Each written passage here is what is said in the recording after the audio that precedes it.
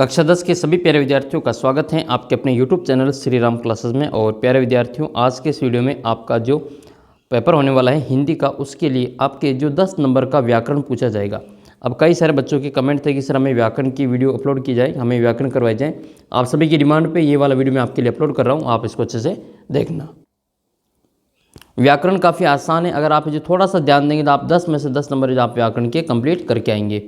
और मैं आपको इसमें पहले थ्योरी का जो पोर्शन है वो करवाऊंगा, फिर उसके बाद में कुछ आपके जो आईएमपी क्वेश्चन है वेरी मोस्ट इंपॉर्टेंट जो आपके पेपर में छपेंगे, वो वाले पेपर इस वीडियो के लास्ट में आपको करवाने वाला हूँ। वीडियो को शुरू से अंत तक देखना ताकि आपको जो इसकी संपूर्ण जानकारी मिल सके। केवल प्रश्न देखने से आपको फ़ायदा नहीं मिलेगा, आपको पहले ये पढ़ना पड़ेगा कि आखिर जो मेन चीज़ें वे होती क्या है। बेसिक से आपको सारी चीज़ें अच्छे से पढ़नी पड़ेगी।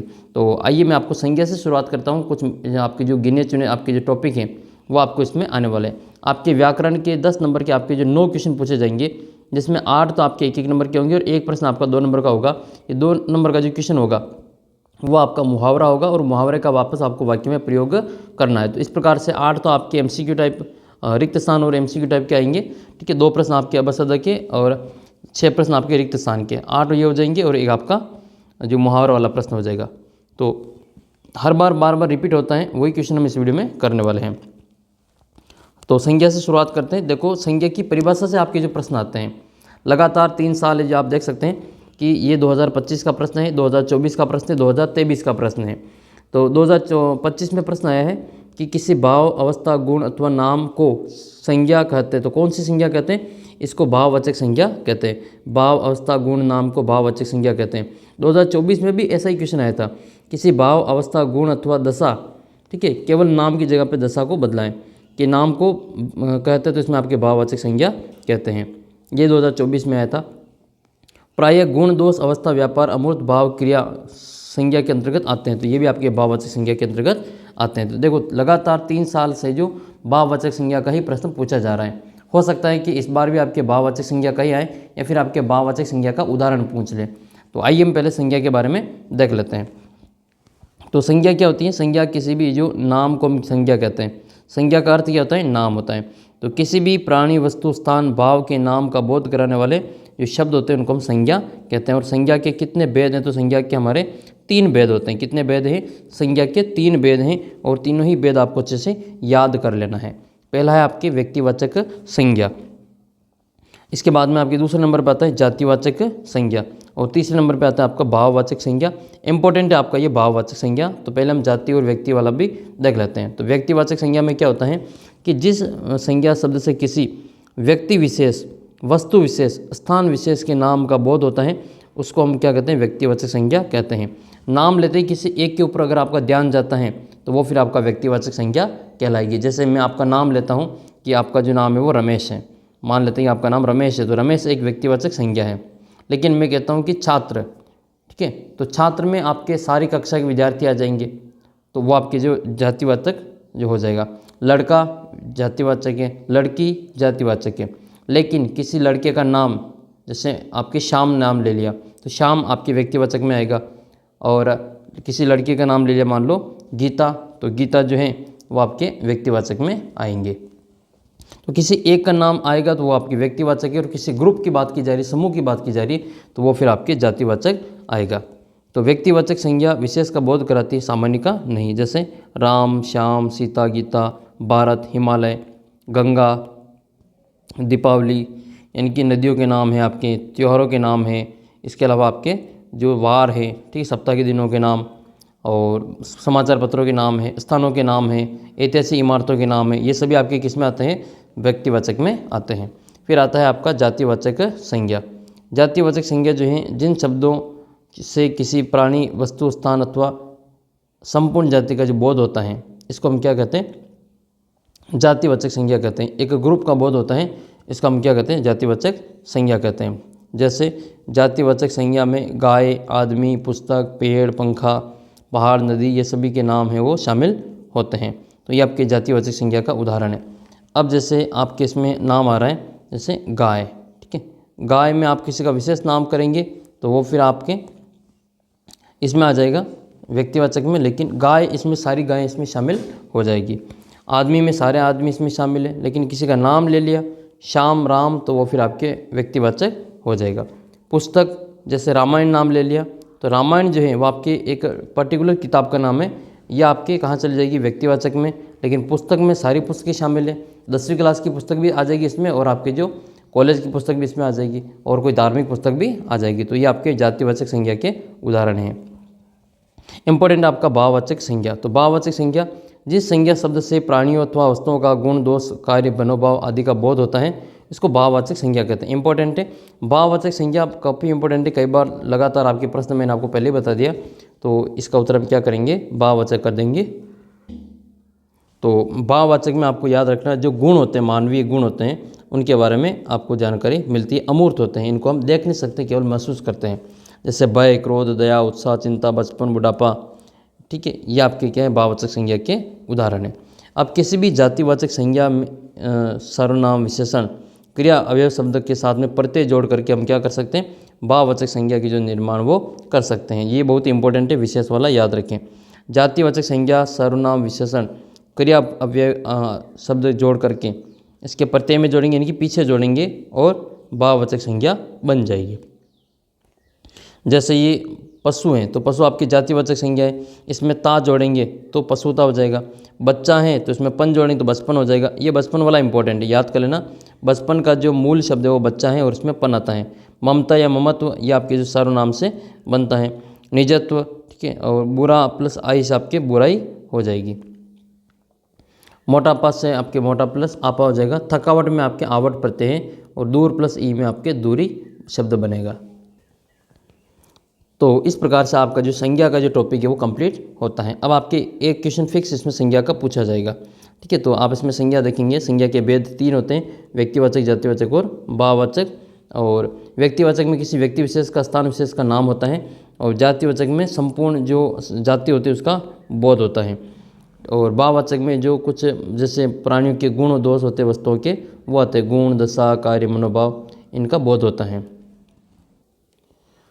फिर आपके दूसरे नंबर पर आएगा आपके सर्वनाम। तो सर्वनाम का एक प्रश्न आपके फिक्स पूछा जाएगा, एक संज्ञा का आएगा, एक सर्वनाम का पूछा जाएगा। तो सर्वनाम का मतलब क्या होता है, सर्व प्लस नाम, यानी कि 2 शब्दों से बना है। सर्व का मतलब सभी, और नाम का मतलब होता है संज्ञा। तो सभी संज्ञाओं के स्थान पर जो प्रयुक्त होने वाले शब्द होते हैं उनको सर्वनाम कहते हैं। जो संज्ञा के बदले काम आते हैं उनको सर्वनाम कहा जाता है। तो संज्ञा के बदले काम आने वाले शब्दों को क्या कहते हैं, सर्वनाम कहा जाता है। अब इसमें आपके जो परिभाषा है वो ऑफिशियल परिभाषा देख लेते हैं। संज्ञा के स्थान पर प्रयुक्त होने वाले शब्द क्या कहलाते हैं, सर्वनाम कहलाते हैं। लास्ट बार आपके इसी प्रकार की परिभाषा पूछी गई थी, इसमें सर्वनाम भरना था। तो सर्वनाम के जो भेद हैं वो आपके कुछ इस प्रकार से होते हैं। सर्वनाम के 6 भेद हैं। अब 6 आपकी, तो ये संख्या याद कर लेनी कि सर्वनाम के कितने भेद होते हैं। एक तो ये प्रश्न बन सकता है यहाँ से। एक इनके नाम याद रखना आपको। सर्वनाम के जो 6 भेद है वो कौन कौन से, पुरुषवाचक है, निश्चयवाचक है, अनिश्चयवाचक, प्रश्नवाचक, निजवाचक और संबंधवाचक। तो अब हम इनके जो भेद हैं इनके बारे में थोड़ा पढ़ लेते हैं। पहले मैं आपको इनका जो प्रश्न है वो आपको बताता हूँ।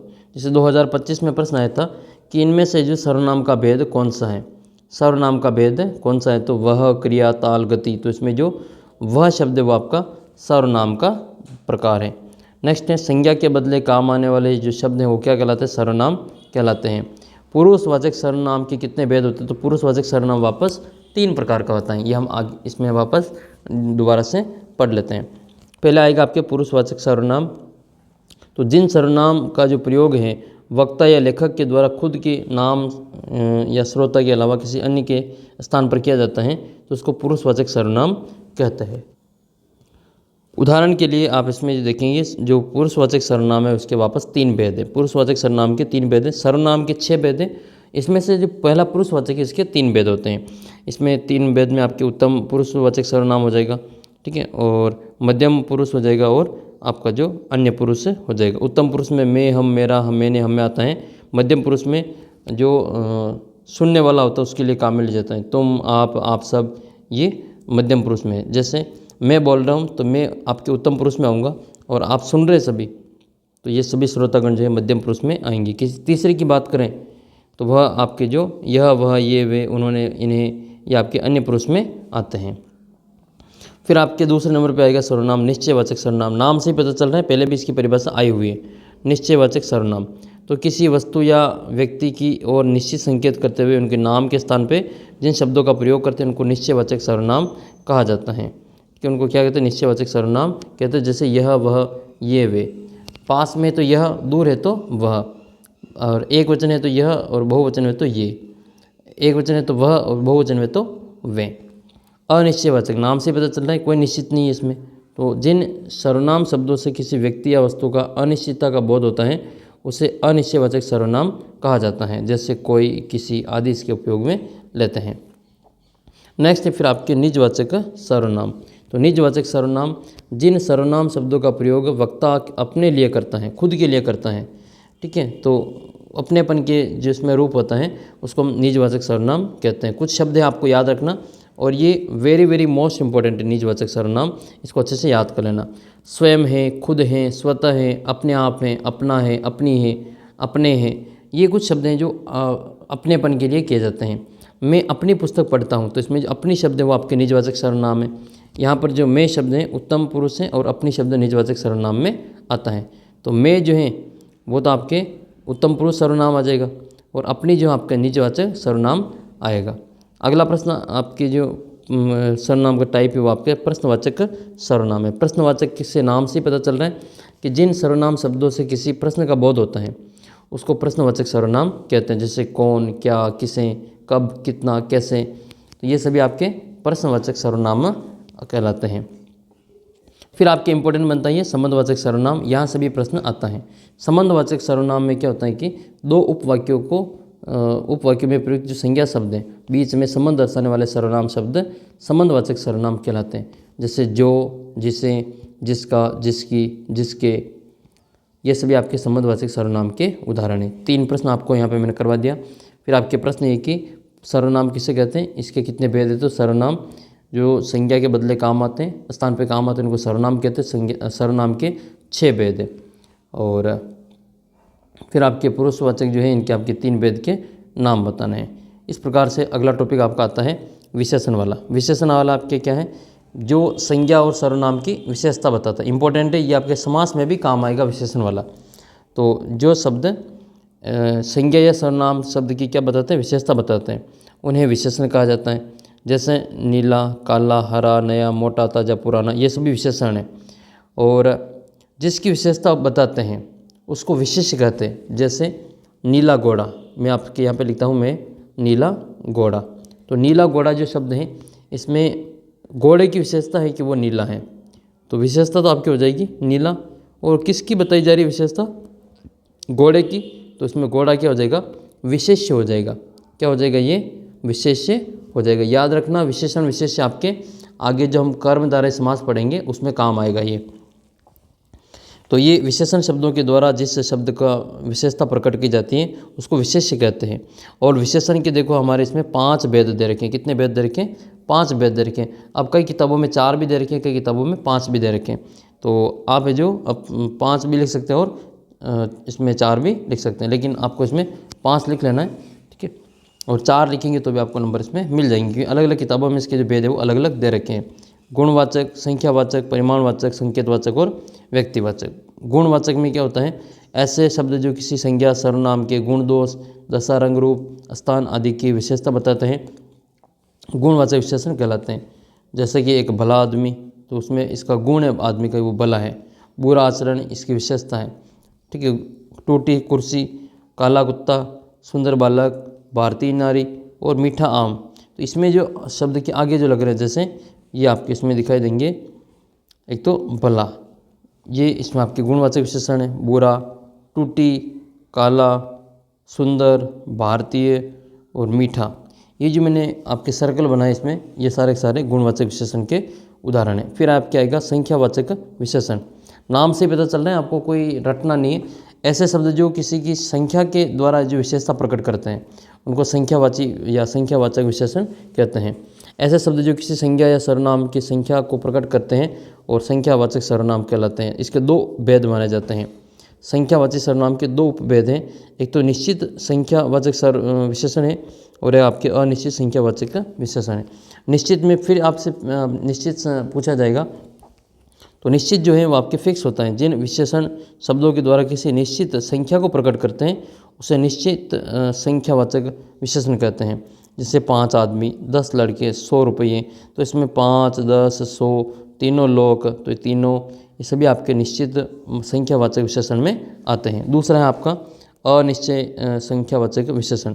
जिन विशेषण द्वारा शब्दों के द्वारा किसी भी अनिश्चित संख्या को प्रकट किया जाता है उनको अनिश्चित संख्यावाचक विशेषण कहते हैं।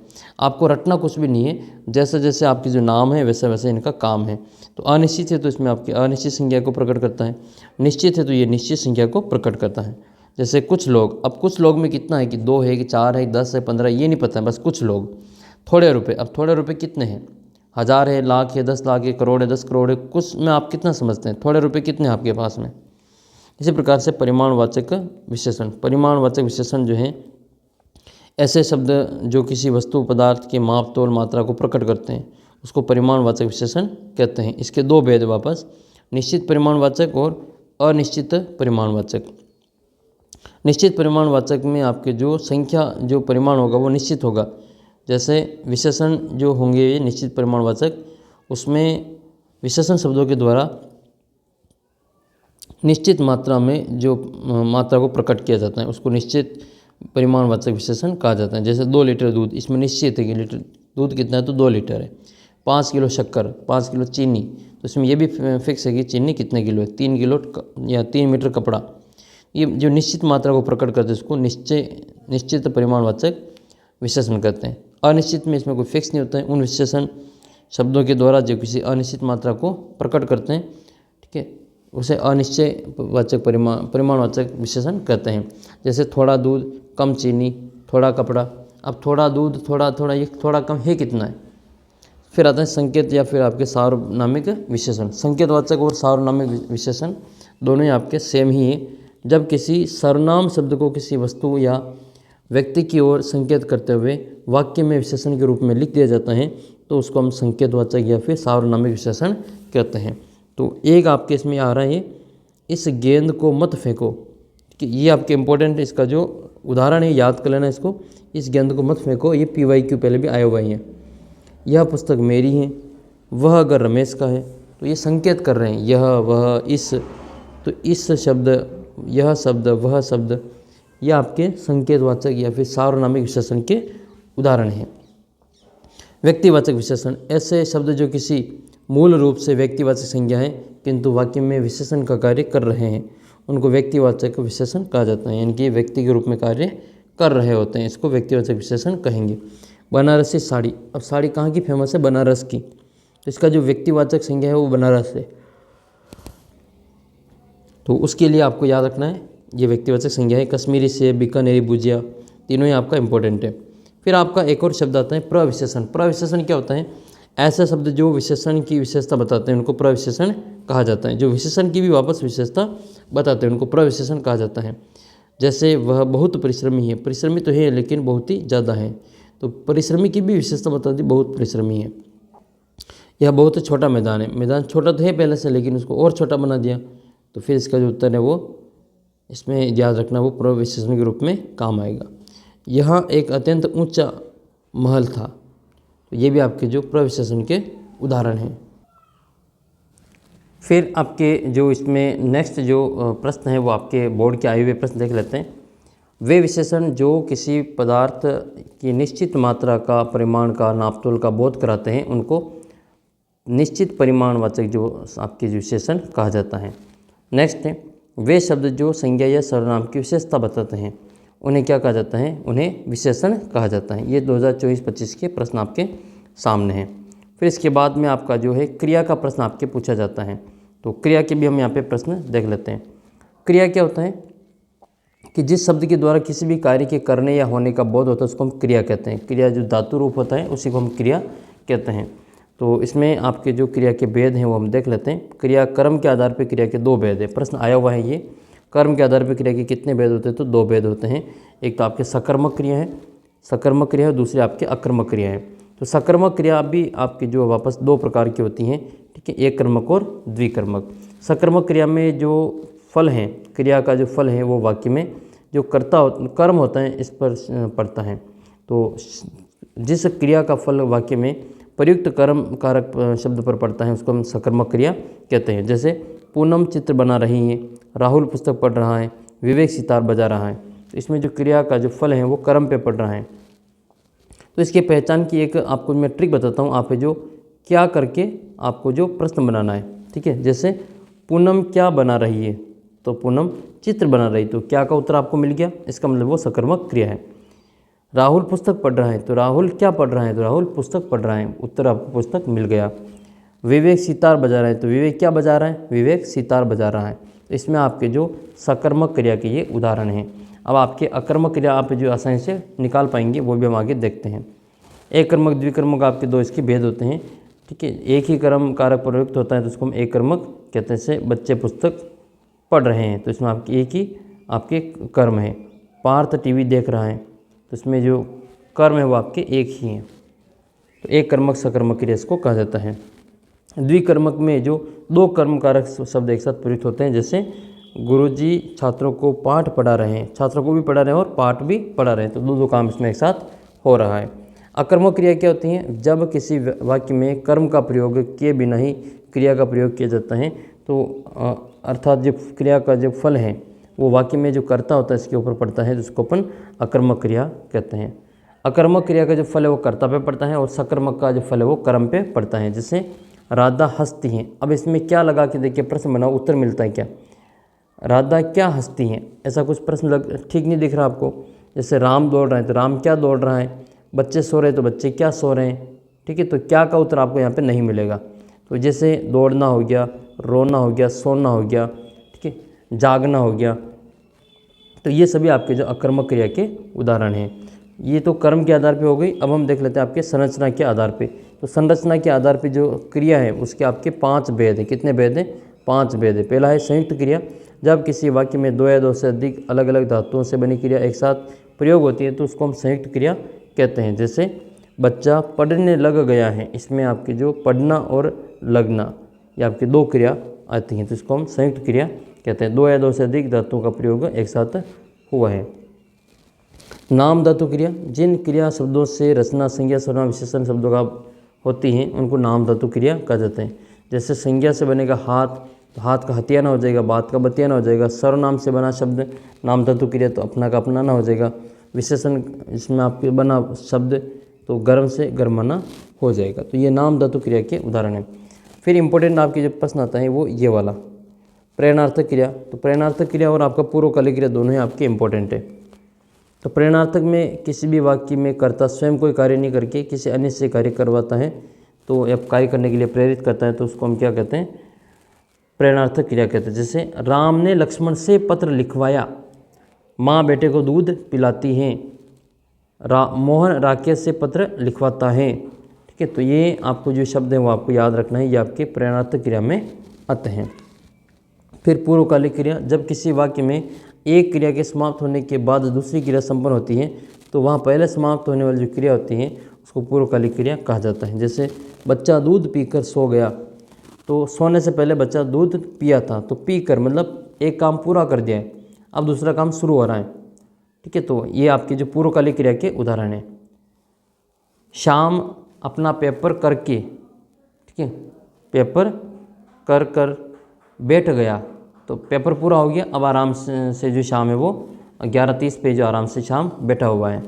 तो ऐसे आपकी जो पी कर खाकर, मैं खाना खाकर आया हूँ, मैं टीवी देखकर सोता हूँ, तो इसमें टीवी देख कर जो है वो सोने से पहले की क्रिया को पूर्वकालिक क्रिया कहा जाता है। फिर आता है आपका कृदंत क्रिया। तो धातुओं के अंत में प्रत्यय जोड़ने से जिस क्रिया की रचना होती है इसको कृदंत प्रक्रिया कहते हैं। कृदंत में आपकी जो क्रिया धातु इसका जो प्रयोग करके विशेष प्रयुक्त जो प्रत्यय होता है वो जोड़ करके हम यहाँ पे कृदंत क्रिया का निर्माण करते हैं। जैसे चल का चलना, चलता, चलकर, ये आपके कृदंत क्रिया के उदाहरण है। पढ़ का पढ़ना, पढ़ता, पढ़कर, लिखना, लिखता, लिखता और लिखकर, ये सभी कृदंत क्रिया के उदाहरण हैं। काल के आधार पर क्रिया के भेद, तो काल के आधार पर क्रिया के जो टोटल भेद है वो आपके 3 भेद आपको देखने को मिलते हैं। काल के आधार पर 3 भेद है, भूतकालिक क्रिया, वर्तमानिक क्रिया और भविष्यकालिक क्रिया। तो ये आपके प्रश्न आए थे 2025 में। कर्म के आधार पर क्रिया के कितने भेद है, तो भाई कर्म के आधार पर क्रिया के 2 भेद है, उसका उत्तर हम 2 कर देंगे। वे क्रियाएं जिनके साथ कर्म प्रयुक्त नहीं होता है, वे क्रियाएं जिनके साथ कर्म प्रयुक्त नहीं होता है उसको हम अकर्मक क्रिया कहते हैं, और कर्म होता है तो उसको हम सकर्मक क्रिया कहते हैं। तो ये अकर्मक क्रिया का उदाहरण हो जाएगा। बाकी तो फिर आपके जो सकर्मक क्रिया का जो फल है वो किस पर पड़ता है, तो ये आपकी जो फल है वो कर्म पे पड़ता है, और अकर्मक क्रिया का जो फल है वो कर्ता पर पड़ता है। ये अकर्मक क्रिया में जो फल वाक्य जो है वो प्रयुक्त कर्ता के ऊपर ही डिपेंड करते हैं, उसके ऊपर इसका प्रभाव पड़ता है। फिर इसके बाद में आपके जो प्रश्न आते हैं वो अवयव के प्रश्न पूछे जाते हैं। इंपॉर्टेंट है ये भी, अव्यय कई बार आया हुआ है। अव्यय ये इसको अपन अविकारी शब्द भी कहते हैं, अविकारी शब्द। तो अव्यय में अ और व्यय 2 शब्दों के जोड़ से बनाने, जिसमें अ का मतलब नहीं और व्यय का मतलब अर्थ होता है, इनकी धन होता है। जो खर्च या परिवर्तन अर्थात ऐसे शब्द जो जिनमें किसी भी परिस्थिति में परिवर्तन नहीं होता है उसे अवयव शब्द कहा जाता है। परिभाषा आपकी ये है कि ऐसे शब्दांश या शब्द जिनके स्वरूप में लिंग वचन काल आदि का प्रभाव से कोई परिवर्तन नहीं या विकार नहीं होता है उसको अवयव या फिर अविकारी शब्द कहा जाता है। अविकारी शब्द जो है अवयव शब्द, इसके आपके टोटल 5 भेद दे रखें। क्रिया विशेषण, संबंधवाचक, संबंधबोधक, समुच्चयबोधक, विस्मृतिबोधक और सकारात्मक नकारात्मक, इस प्रकार से आपके जो अवयव के भेद। अब क्रिया विशेषण में आपके इंपॉर्टेंट बनता है ये वाला, ये क्रिया विशेषण में से आपके इंपॉर्टेंट ये वाला भाग है। क्रिया विशेषण अवयव क्या होता है, ऐसे अवयव शब्द जो किसी वाक्य में क्रिया के ठीक पहले प्रयुक्त होकर इस क्रिया शब्द की विशेषता प्रकट करते हैं, उन्हें क्रिया विशेषण कहा जाता है। उदाहरण के लिए पूनम कल आएगी, इसमें पूनम कल आएगी, ये क्रिया विशेषण का उदाहरण है। जो क्रिया से ठीक पहले आ रहा है वो क्रिया विशेषण है। तुम यहाँ बैठ सकते हो, तो बैठना क्रिया है, इससे पहले यहाँ आ जाएगा। वह तेज़ चलता है, तो चलना से पहले तेज़ है। बहुत बोलता है, तो बोलने से पहले बहुत है, तो ये आपका क्रिया विशेषण का उदाहरण है। फिर आपके क्रिया विशेषण के वापस जो भेद जिसको कर रखें वो आपके इस प्रकार से हैं। क्रिया विशेषण के 4 भेद हैं, कालवाचक क्रिया विशेषण, स्थानवाचक क्रिया विशेषण और परिमाणवाचक क्रिया विशेषण और रीतिवाचक क्रिया विशेषण। आपके इंपॉर्टेंट आता है ये रीतिवाचक सर्वनाम विशेषण अवयव। तो इसमें क्या होता है कि जिन क्रिया विशेषण शब्दों के द्वारा किसी भी क्रिया की शैली, ढंग, तरीके को प्रकट किया जाता है, किसी भी काम को करने की शैली है, उसका तरीका है, उसका ढंग है, उसको प्रकट करेंगे तो ये रीतिवाचक विशेषण के अंतर्गत आता है। जैसे पूजा धीरे धीरे लिखती हैं, तो इसमें जो धीरे धीरे शब्द हैं वो आपके रीतिवाचक क्रिया विशेषण का उदाहरण है। पिताजी जल्दी जल्दी चलते हैं, वह कार से जाएगा, तो ये सभी जो इस प्रकार से आपके रीतिवाचक सर्वनाम में आते हैं। दूसरा है आपके समुच्चयबोधक अवयव, इंपॉर्टेंट है आपके। ऐसे अवयव जो 2 शब्दों या 2 वाक्यों को जोड़ने में प्रयुक्त होते हैं, इनको समुच्चयबोधक अवयव के रूप में जाने जाते हैं। समुच्चयबोधक जो अवयव शब्द भी वापस 2 प्रकार के होते हैं, समान अधिकरण समुच्चयबोधक और दूसरा आपका हो जाएगा व्याधिकरण समुच्चयबोधक अव्यय। तो समानाधिकरण समुच्चयबोधक अव्यय और व्याधिकरण समुच्चयबोधक अव्यय। समानाधिकरण समुच्चयबोधक अव्यय में क्या होता है, जब कोई अवयव शब्द 2 शब्दों या 2 वाक्यों को जोड़ने के लिए अकेला ही प्रयुक्त होता है तो वह दूसरा जो है उसको समानाधिकरण समुच्चयबोधक अवयव कहा जाता है।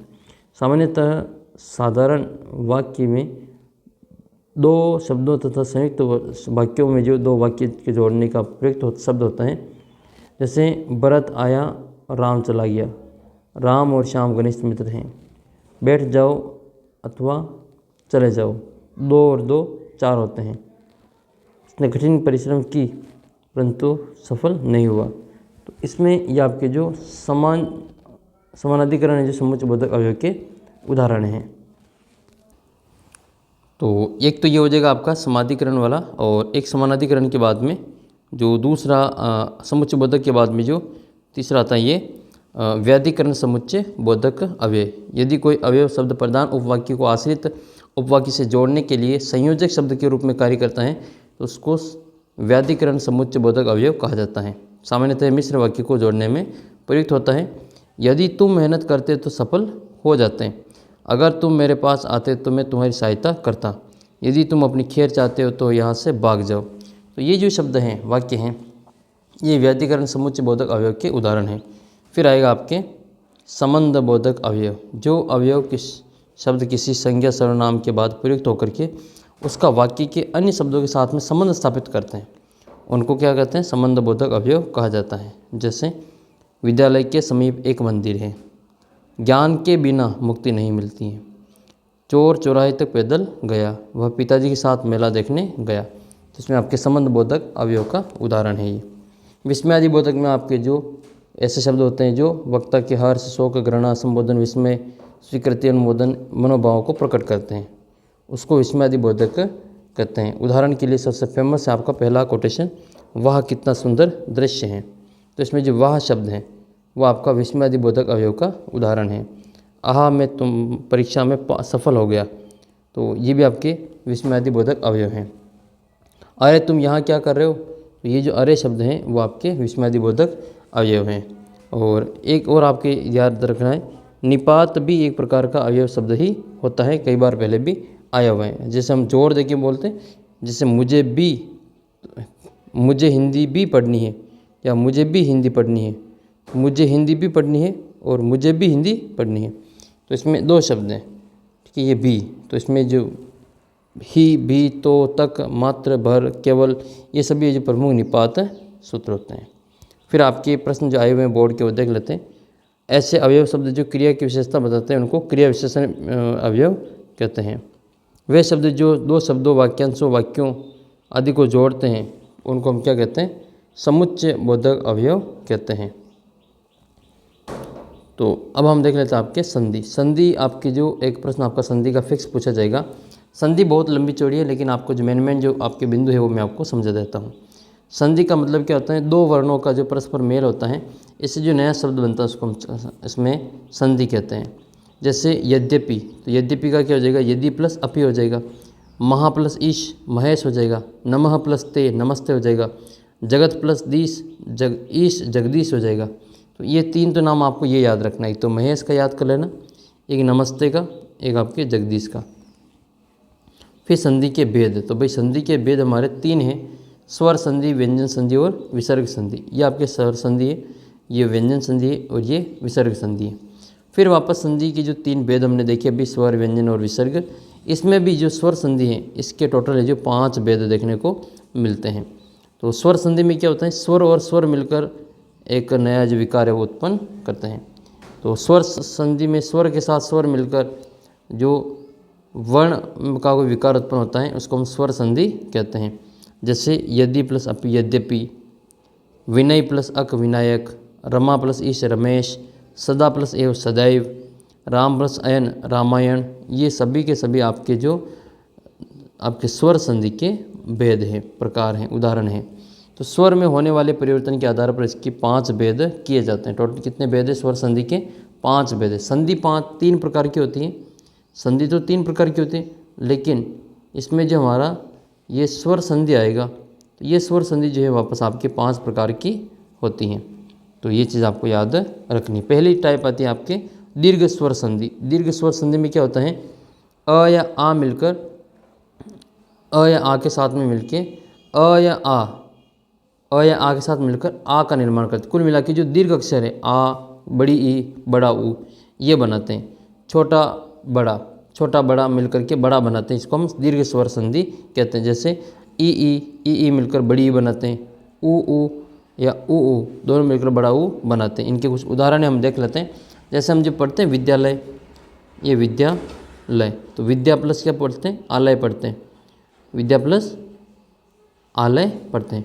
तो इसमें विद्या में आ है और इसमें आलय में भी आ है। तो आ और आ बन करके क्या बन जाएगा? ये आ और आ मिल करके आ बनता है, इसलिए इसको दीर्घ स्वर संधि कहते हैं। मध्य प्लस अवधि, तो ये अ और अ ये मिल करके आ बना देगा। जन प्लस अर्दन, तो ये अ और आ बना देगा, जनार्दन हो जाएगा। दीप प्लस आधार, अ प्लस आ बन के आ बन जाएगा, तो दीपाधार हो जाएगा। कारा प्लस आवास, तो ये कारावास हो जाएगा। प्रति प्लस ईत, तो ये प्रतीत हो जाएगा। रवि प्लस इंद्र, ठीक है, तो इसमें छोटी ई है, रवि में छोटी ई है, और इंद्र में भी छोटी ई है, तो इसमें बड़ी ई बन जाएगी। तो किसी का जो नाम है रवि प्लस इंद्र, रविंद्र ऐसा लिखा जाएगा, वी की मात्रा बड़ी आती है, कारण दीर्घ स्वर संधि। कवि प्लस इंद्र, तो ये कविंद्र हो जाएगा। अभि प्लस इप्सा, अभिप्सा हो जाएगा। अधि plus Ikshak, very very most important है ये, अधि प्लस इक्षक, अधीक्षक हो जाएगा। तो छोटी ई और बड़ी ई बना करके बड़ी ई बनती है, अधीक्षक। इसी प्रकार से फणि प्लस इंद्र, फणींद्र। श्री प्लस श्रीश, मधु प्लस उत्सव, मधुत्सव। चमु प्लस उत्साह, चमुत्साह। भू प्लस उदर्व, भूधर्व। तो ये आ, उ और ई, ये तीनों ही प्रकार के जो आपके बड़े बनाते हैं इसको दीर्घ स्वर संधि कहते हैं। गुण स्वर संधि, इसमें क्या होगा कि अगर अ या आ के बाद में, अ या आ के बाद में ई आए, उ आए या री आए, तो वो आपके गुण संधि के अंतर्गत जो ई है इसका ए हो जाता है, उ है उसका ओ हो जाता है और री है इसका अर हो जाता है। उदाहरण के लिए अगर अ या आ के बाद में ई आएगा तो उसका ए बनेगा। जैसे देव प्लस इंद्र, ये अ है, व में अ है और इंद्र में ई है, तो ये अ प्लस ई बन करके क्या बनाएगा, ये ए बनाएगा। तो ये आपके देव प्लस इंद्र का देवेंद्र हो जाता है। जैसे दूसरा आपके ये आ प्लस ई, जो आ है और ये ई है तो भी आपका ए ही बनेगा। आ और ई मिल करके आपका जो ए बनाते हैं। जैसे महा प्लस इंद्र, महेंद्र हो जाएगा। रमा प्लस ईश, रमा प्लस ईश, इश में ई की मात्रा बड़ी आती है, तो रमा में आ है और ईश में ई बड़ी है, तो इसको हम क्या करेंगे, एक मात्रा में बदल देंगे, तो ए बन जाएगा, तो रमेश हो जाएगा। राका प्लस ईश, राकेश हो जाएगा। महा प्लस उदती, महोदती हो जाएगा। नव प्लस उड्डा, नवोड्डा हो जाएगा। ठीक है। अ प्लस उ जो है, अ प्लस उ ये ओ बन जाता है, अ प्लस उ क्या बनता है, ओ बन जाता है। तो ये महा प्लस उदती तो महोदती हो जाएगा। नव प्लस उड्डा तो नवोड्डा हो जाएगा। महा प्लस ऊर्मी तो महोर्मी हो जाएगा। और री प्लस देव प्लस ऋषि का देवर्षि हो जाएगा। तो ये गुण संधि के कुछ उदाहरण हैं, याद रखें। अब इसकी पहचान क्या है, तो पहचान आपकी ये कि इसमें जो मात्राएं होती हैं एक ही, इसके ऊपर सिंगल मात्रा होती है, शब्द के ऊपर एक ही मात्रा होती है। जैसे देवेंद्र है, महेश है, राकेश है, रमेश है, महोदा है, नवोड्डा है, ठीक है, महोत्सव है या महोर्मी है और देवर्षि है। तो ये आप सभी आपके जो ओ बनाते हैं, देवर्षि को छोड़ के ऊपर के ये दोनों आपके इसी प्रकार के उदाहरण हैं। वर्धी स्वर संधि में आपके जो अ या आ के बाद में ए या ऐ आएगा तो ये ऐ बनेगा। अ या आ के बाद में ओ या औ आएगा तो उसका औ बनेगा। जैसे आपके अ या आ प्लस ए, आ प्लस जो अगर ए है तो इसका ऐ बनता है, क्या बनता है, ऐ बनता है, ऊपर डबल मात्रा आ जाती है। सदा प्लस एव का सदैव हो जाएगा। वेरी वेरी मोस्ट इंपॉर्टेंट है ये सदैव वाला, याद कर लेना। और तथा प्लस एव का तथ्य हो जाएगा। जल प्लस ओ का जलौक हो जाएगा। परम प्लस ओज, परमोज हो जाएगा। तो इस प्रकार से आपको ये वर्दी जो संधि है वो याद रखनी है। यण संधि वेरी वेरी मोस्ट इंपॉर्टेंट है, ये आपके जो इसमें समास में भी काम आएगी और प्रत्यय और उपसर्ग में भी काम आएगी। तो यण संधि में क्या होता है, ई के बाद में, उ के बाद में या री के बाद में असमान स्वर आता है। ठीक है, इनके अलावा कोई दूसरा आ जाए, ई के बाद में ई आएगा तो दीर्घ बन जाएगा। ठीक है, और इनके अलावा कोई और आता है दूसरा तो वो फिर आपके ई का य बन जाता है, उ का व बन जाता है और री का र बन जाता है। जैसे स्त्री प्लस अपी तो स्त्री अपी हो जाएगा। गति प्लस अनुसार, ये ई है और ये अ है। ठीक है, तो ई के बाद में अगर आपका अ आता है तो ये क्या बन जाता है, आपका य बन जाता है। और ये जो त है ये आधा हो जाएगा और इसमें लग जाएगा, य में लग जाएगा। तो ये गति प्लस अनुसार का गति अनुसार हो जाएगा। ऊपरी प्लस युक्त का उपयुक्त हो जाएगा। अभि प्लस उत्थान का अभ्युत्थान हो जाएगा। वाणी प्लस औचित्य का वाण्योचित्य हो जाएगा। फिर आपके नेक्स्ट टेस्ट में इंपॉर्टेंट आपका जो बनता है वो मातृइच्छा या पितृइच्छा, पितृपदेश। तो मातृ प्लस उपदेश मातृपदेश हो जाएगा। पितृ प्लस इच्छा पितृइच्छा हो जाएगा। अयादि संधि के उदाहरण। तो अयादि संधि में क्या होता है कि ए ऐ ओ औ के बाद में ये जो चार शब्द हैं इसके बाद में इनके अलावा कोई चार के अलावा कोई और स्वर आएगा तो उसमें ए का आय बनेगा, ऐ का आय बनेगा, ओ का औ बनता है, औ का आव बनता है। जैसे अय तो इसका मतलब वो एक मात्रा है, आय तो वो दो मात्रा है, औ तो ओ के एक मात्रा है, औ आव तो इसमें आपके औ के दो मात्रा लगेगी। तो चे प्लस अन ये एक मात्रा है, इसका मतलब ये अय है, चयन। पो प्लस अन एक मात्रा है, तो ये अ बनेगा। ओ से व बनता है और ए से य बनता है, तो ये याद रखना है। गो प्लस एसना, तो ये क्या हो जाएगा गवेशना। नय प्लस इक्का, नय प्लस इक्का तो नायिका हो जाएगा। विदय प्लस इक विधायक हो जाएगा। दव प्लस इक्का तो ये दाविका हो जाएगा। तो ये आपके स्वर संधि है, मेन इंपॉर्टेंट आपका देख लिया। अब हम इसमें आपके जो व्यंजन संधि है इसके कुछ उदाहरण है वो देख लेते हैं। बस आपको केवल उदाहरण ही देखने हैं। जैसे एक तो आपको जो वागीश है इसका देख लेना, वाक प्लस इक होता है। एक सदुपदेश का सत प्लस उपदेश हो जाएगा। एक जगदीश का याद कर लेना, जगत प्लस दिश होगा। सडानंद का सट प्लस आनंद रहेगा।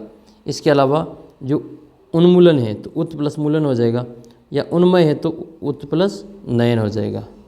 इसके अलावा आपके जो इम्पोर्टेंट आता है सन्मति, तो सत प्लस मति हो जाएगा। जगन माता का आपके जगत प्लस माता हो जाएगा। फिर आपके इम्पोर्टेंट जो इसमें दे रखे शब्द, जैसे संचार का पूछे तो सम प्लस चार हो जाएगा। संगति का सम प्लस गति हो जाएगा। अलंकार का अलम प्लस कार हो जाएगा। सन्यासी का सम प्लस न्यासी हो जाएगा। इसी प्रकार से आपके जो संरक्षक का सम प्लस रक्षक होता है। संस्कृत का सम प्लस कृत होता है और संस्कृति का सम प्लस कृति होता है। तो ये कुछ शब्द हैं, इनको आपको अच्छे से याद रखना है। फिर आपके सच्चरित्र, तो सत प्लस चरित्र हो जाएगा, ठीक है। और सज्जन का आपके सत प्लस जन हो जाएगा। और फिर इसके बाद में उड़ियन का आपके उत प्लस अड़यन हो जाएगा। उल्लेख का आपके उत प्लस लेख हो जाएगा। और फिर आपके अनुच्छेद का अनु प्लस छेद रहता है। फिर आपके कुछ विसर्ग संधि के उदाहरण है वो हम यहाँ पे देख लेते हैं, ठीक है। तो विसर्ग संधि में आपके तो नमस्ते का याद कर लेना, नमः प्लस ते। सरोज का सरह प्लस ज हो जाएगा। इसमें भी आपकी अलग अलग प्रकार की जो रहती हैं। तो एक तो हरिश्चंद्र का देख लेना, हरिह प्लस चंद्र है। और निश्चल का निह प्लस चल होता है। और धनुष टंकार का धनुः प्लस टंकार होता है। नमस्ते का नमः प्लस ते है। और बहिष्कार का बहि प्लस कार है। और इसी प्रकार से आपके यशोदा का यशः प्लस दा होता है। ये आपके जो इसमें विसर्ग संधि के उदाहरण हैं। फिर यशोधरा का यश प्लस धरा होता है। अधोगति अध प्लस गति है। तपोभूमि तपह प्लस भूमि है। मनोरोग मनः प्लस रोग है। मनोहर इंपॉर्टेंट है, मनः प्लस रोग हर हो जाएगा। और मनोविज्ञान का मनः प्लस विज्ञान हो जाएगा।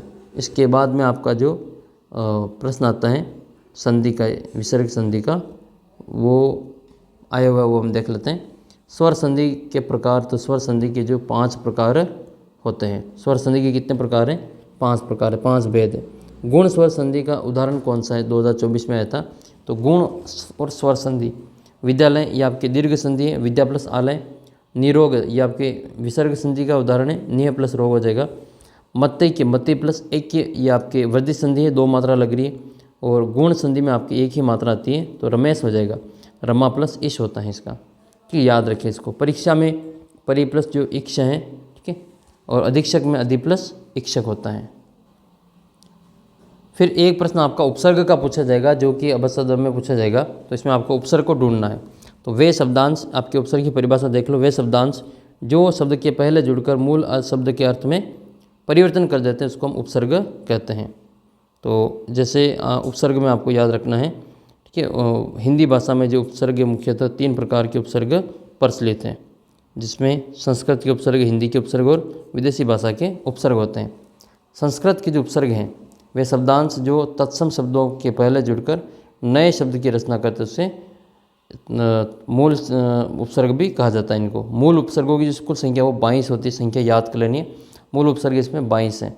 इसमें से आपका जो इम्पोर्टेंट है एक तो प्र उपसर्ग आप याद कर लेना। प्र इसमें आगे लगेगा प्रदेश, प्रयोग, प्रकोप, प्रभाव, प्रहार, पराजय, पराकाष्ठा, पराक्रम और पराभव, ये परा हैं। अपयश, अपकीर्ति, अपकर्ष, अपमान और सम्मान, संचार, संसार, संयोग, समाचार, इन सभी में सम उपसर्ग हैं। फिर आपके अनु और ये निस वाला, निश्चय, निःशुल्क, निश्चल, निसंतान, निष्पाप, इसमें आपके निस उपसर्ग के उदाहरण हैं। निर मतलब बिना, निर्लज, निर्विरोध, निरपराध और निर्धन। इसी प्रकार से आपको जो इम्पोर्टेंट है वो एक तो दूर दुष्ट का याद कर लेना। दुस्साहस में दुष्ट हो जाएगा, दुस्साहसन में भी दुष्ट हो जाएगा, दुष्कर दुष्परिणाम में भी दुष्ट होगा। फिर आपके जो हैं वो आ का देख लेते हैं। आदेश, आकार, आजीवन, आमरण, आकंठ, ये आ उपसर्ग है। वी वाला आपके विदेश, विषम, विचार, विजय, विहार हो जाएगा। अधि इंपॉर्टेंट है आपका ये अधि वाला। अधीक्षक, ठीक है, अधिवास, अधिगम, अधिकार, इसमें अधि आपको साफ ही दिख रहा है। अति, अतिशय, अतिक्रमण, अतीत, अत्यावश्यक, इंपॉर्टेंट है अत्यावश्यक और अत्यंत, इसमें अति प्लस आवश्यक और अति प्लस अंत होता है। अभिमान, तो अभियुक्त, अभिमान, अभिसार, अभ्यर्थी और अभ्यास, तो अभ्यर्थी और अभ्यास में भी आपके अभि उपसर्ग ही है, याद रखना। ये यण संधि के नियम से इसमें आपके जो उपसर्ग रहेगा वो अभि ही रहेगा। अपि, ठीक है, और सुगम, सुराज, सुपुत्र, सुमार्ग, सुमति और सुशील। इसके अलावा आपके इसमें दे रखा है प्रति, तो प्रति में आपके जो प्रतिशत हैं, प्रतिदिन है, प्रतिपल है, प्रत्यक्ष और प्रत्याया। तो प्रत्यक्ष में आपके प्रति प्लस अक्ष इसका जो उपसर्ग करते हैं प्रत्यात बाहर निकलता है। पर्यावरण, पर्यावरण में आपके परि उपसर्ग रहेगा। परीक्षक, परीक्षा और पर्याप्त, परिक्रमा, इन सभी में परि उपसर्ग के उदाहरण हैं। उप वाला आपके उपहार है, उपकार है, उपनाम है, उपयोजन है, उपचार है, ये सभी आपके उप उपसर्ग के उदाहरण हैं। फिर बाकी अलग अलग भाषाओं के हैं तो ये आप इसमें देखेंगे। तो ज़्यादा इसमें दे रखे हैं लेकिन आपको जो काम के वही इसमें देखना है। जैसे वी शब्द में, विदेश शब्द में उपसर्ग कौन सा है, तो इसमें वी उपसर्ग है, 2025 में आया था। हिंदी में उपसर्ग कितने प्रकार के होते हैं, 2024 में आया था। तो हिंदी में उपसर्ग 3 प्रकार के होते हैं। मूल उपसर्गों की जो संख्या है वो आपके 22 है, लेकिन हिंदी में जो उपसर्ग है वो 3 प्रकार के होते हैं। वह शब्दांश जो किसी शब्द के पहले जोड़ करके शब्द का अर्थ बदल देते हैं उनको उपसर्ग कहा जाता है।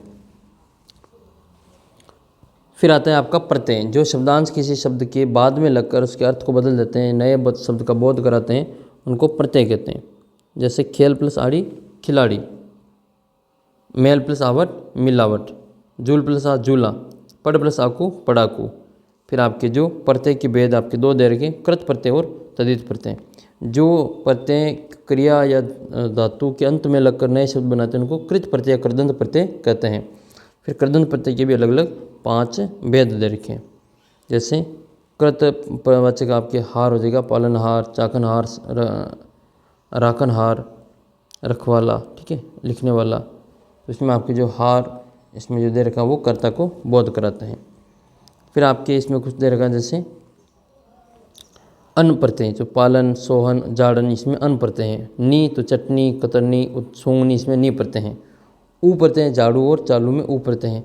खांसी, धांसी और फांसी, इसमें आपके जो बड़ी ई का प्रत्यय हैं। फिर आपके भाववाचक, इंपॉर्टेंट प्रश्न आपके ये भाववाचक वाला। आप वाला तो मिलाप है, विलाप है। आवट वाला सजावट, मिलावट, थकावट, लिखावट। आव, बनाव, खिंचाव, तनाव, ये सभी आव प्रत्यय के उदाहरण हैं। और आपके इंपॉर्टेंट जो प्रश्न बनते हैं वो आपके इसमें तद्धित प्रत्यय के बनते हैं।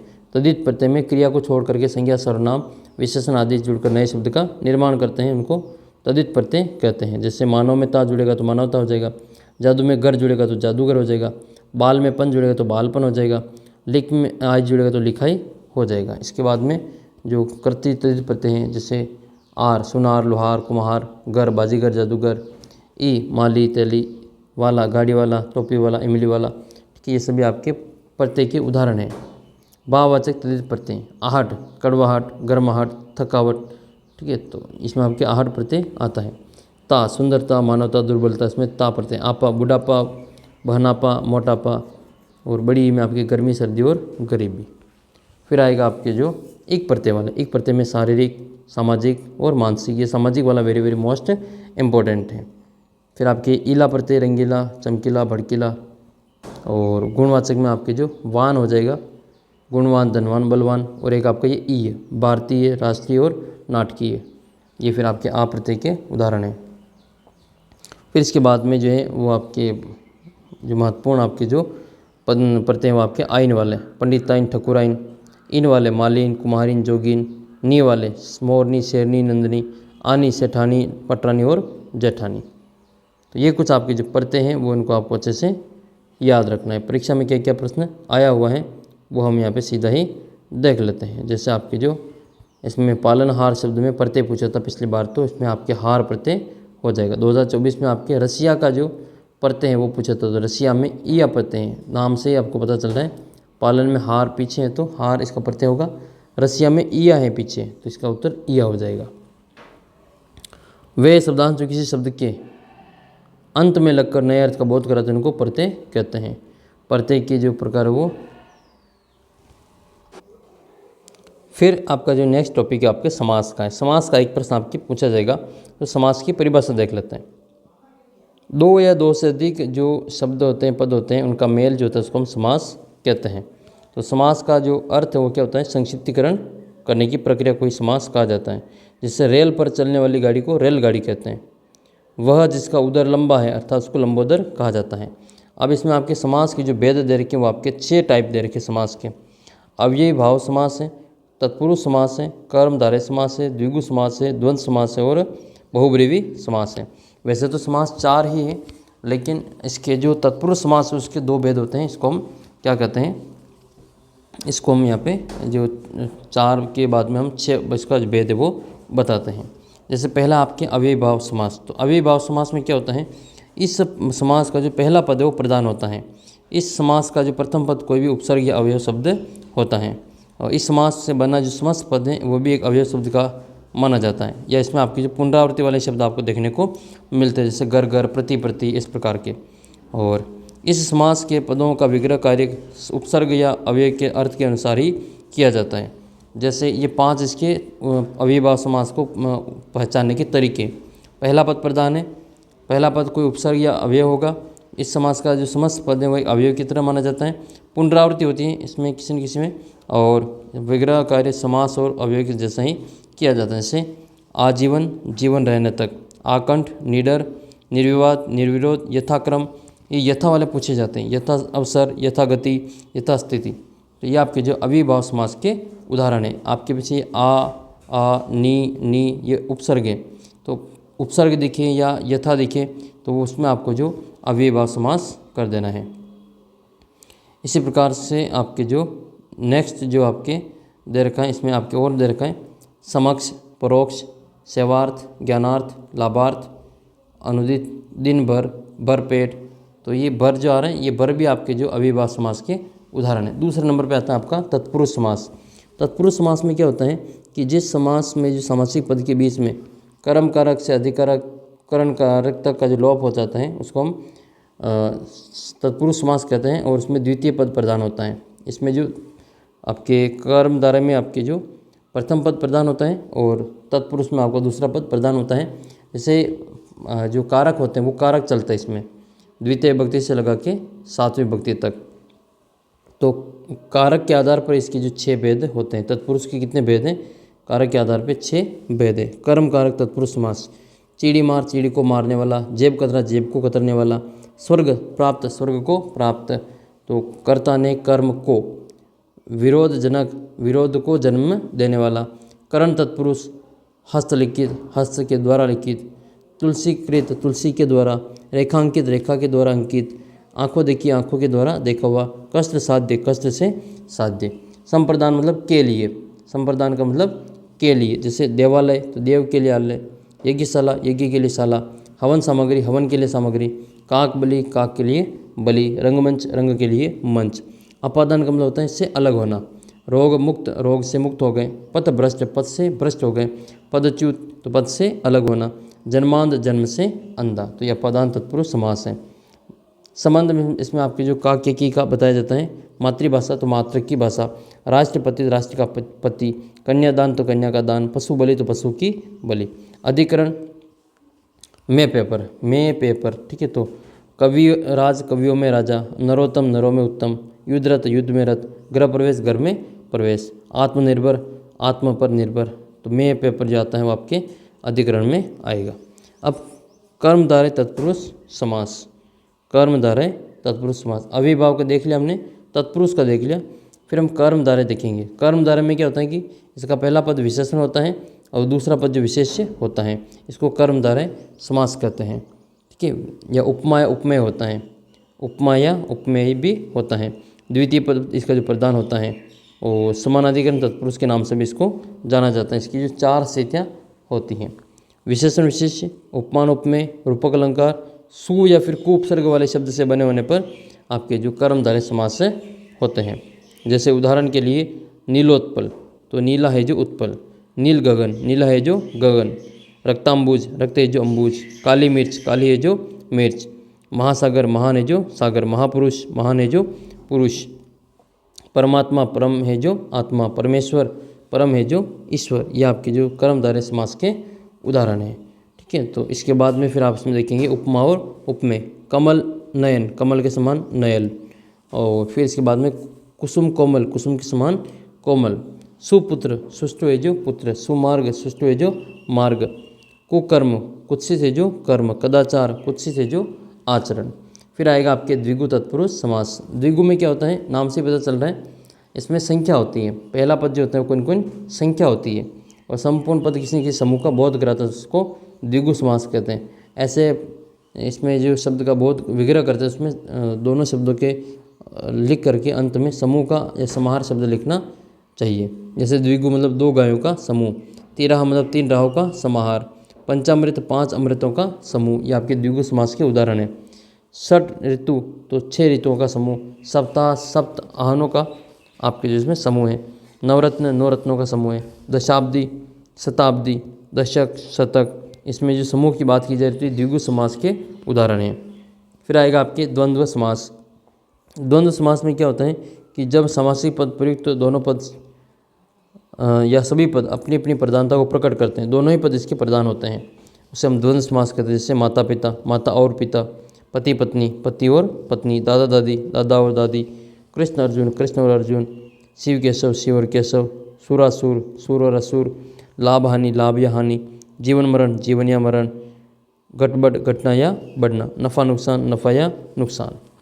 तो इस प्रकार से आपके या और आता है, इसमें हम द्वंद्व समास का देखते हैं।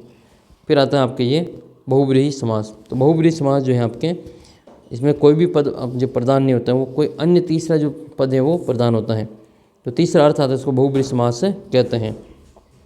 तो इस समास में अन्य अर्थ प्रकट करने के कारण इसमें अन्य पद की प्रधानता मानी जाती है, और इसमें विग्रह करने पर जो प्राय जिसकी शब्दों का प्रयोग किया जाता है। लंबोदर, लंबा है उदर जिसका वह, तो इसमें गणेश जी हो जाएंगे। चंद्रमौली, चंद्र है मौली पर जिसके वह अर्थात शिव हो जाएंगे। दशानन, 10 है आनंद जिसके अर्थात वह रावण हो जाएगा। सुग्रीव, सुंदर है ग्रीवा जिसके अर्थात वानर राज हो जाएगा। चक्षुश्रवा, चक्षु से श्रवण करता है जो वह अर्थात वो सांप हो जाएंगे। फिर आएगा आपके चक्रपाणी, चक्र है पानी में जिसके अर्थात वह विष्णु हो जाएगा। वीणा पाणी, वीणा है पानी में जिसके अर्थात वह सरस्वती हो जाएगा। चतुर्भुज, 4 है भुजाएं जिसके अर्थात वह विष्णु होगा। चतुर्मुख, 4 है मुख जिसके अर्थात वो ब्रह्मा हो जाएंगे।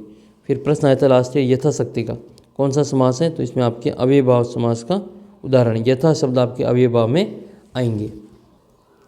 तो अब तक हमने जो हमारा 8 नंबर का जो काम था वो हमने कंप्लीट किया है। ठीक है, 8 नंबर का काम हमने कंप्लीट कर दिया है। अब आपके 2 नंबर का काम और बचता है, जिसमें आपके 2 नंबर का मुहावरा और उसका वाक्य में प्रयोग पूछा जाएगा। तो आइए हम कुछ इसमें मुहावरे देख लेते हैं। जैसे श्री गणेश करना, ये मुहावरा पिछली बार आया हुआ है। श्री गणेश करना, किसी भी कार्य की शुरुआत करना, तो मुहावरे की शुरुआत भी श्री गणेश करने से ही हो रही है। तो ये किसी भी कार्य को प्रारंभ करना है, हम मुहावरा शुरू कर रहे हैं और ये कह रहे हैं कि श्री गणेश करो, मुहावरे का श्री गणेश करो। ठीक है, तो आइए हम श्री गणेश मुहावरे का श्री गणेश करते हैं। अंक भरना मतलब स्नेहपूर्वक मिलना। अक्ल के घोड़े दौड़ाना, केवल थोती कल्पनाएं करते रहना। अगर मगर बहाने बनाना। अपनी खिचड़ी अलग पकाना, इंपॉर्टेंट है ये। अपनी बात सबसे अलग रखना। अपना राग अलापना, अपनी ही बातें करते रहना। अपने पैरों पर कुल्हाड़ी मारना, अपना नुकसान स्वयं करना। आँख रखना मतलब निगरानी रखना। आँख लगाना मतलब चौकस रहना, निगाह रहना।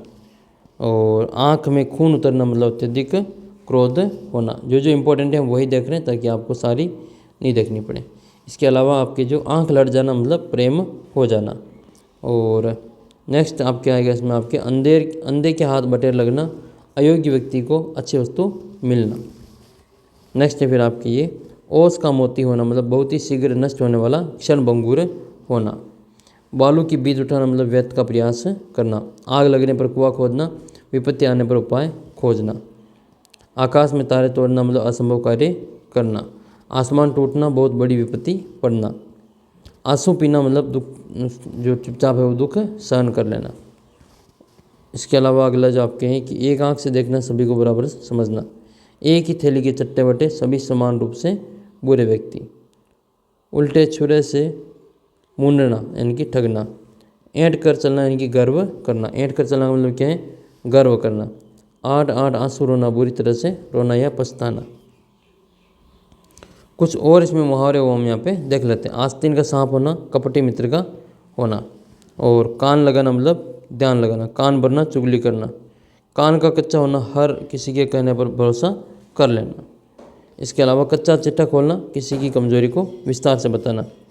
कलम तोड़ना, मर्मस्पर्शी रचना करना या सुंदर लेख लिखना। और फिर आपके अगला जो आपका प्रश्न है, खिचड़ी पकाना मतलब गुप्त योजना बनाना। खेत रहना का मतलब क्या है? युद्ध में शहीद होना या युद्ध में मारे जाना। गंगा नहाना मतलब दायित्व पूर्ण कर देना। गुदड़ी का लाल, बहुत गरीब किंतु बहुत ही गुणवान व्यक्ति।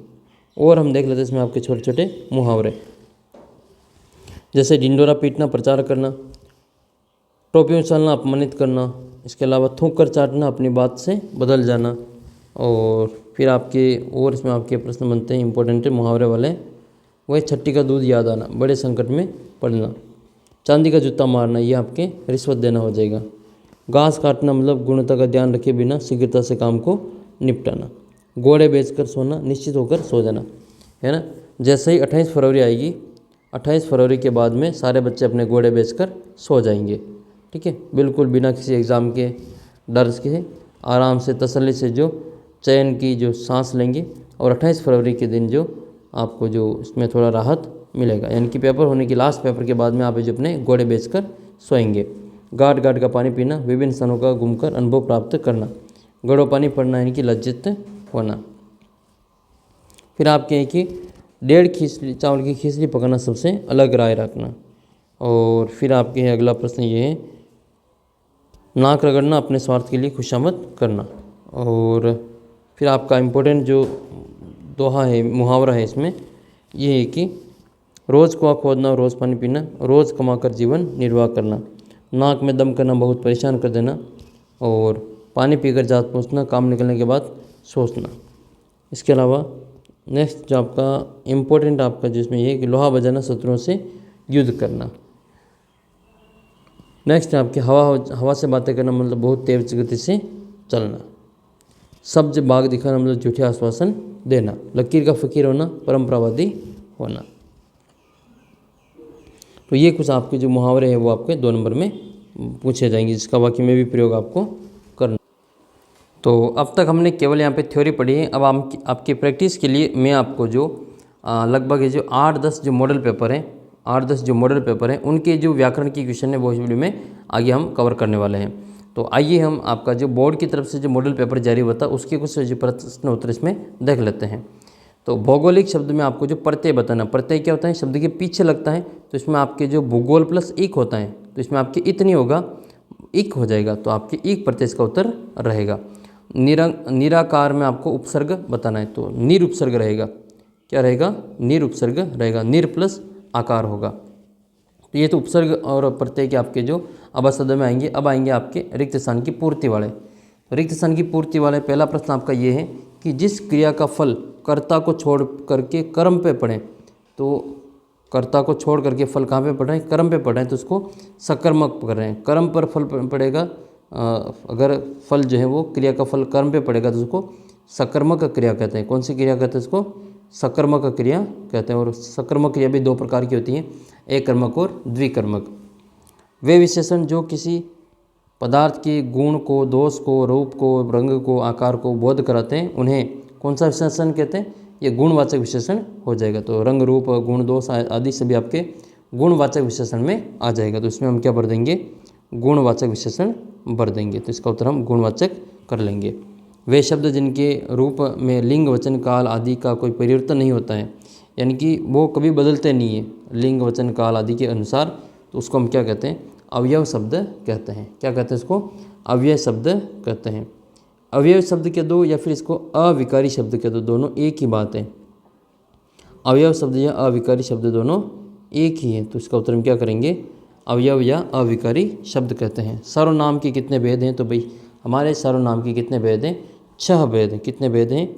6 भेद। अब अगर आपको सर्वनाम के 6 भेद के नाम हैं तो आप इस वीडियो के नीचे कमेंट करके बता दो कि सर्वनाम के 6 भेद कौन कौन से हैं, कमेंट करके बता देना।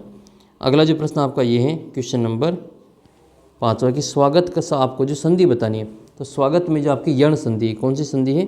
यण संधि है। अब संधि कौन सी? यण है। तो इसमें आपको जो संधि विच्छेद भी बता दें।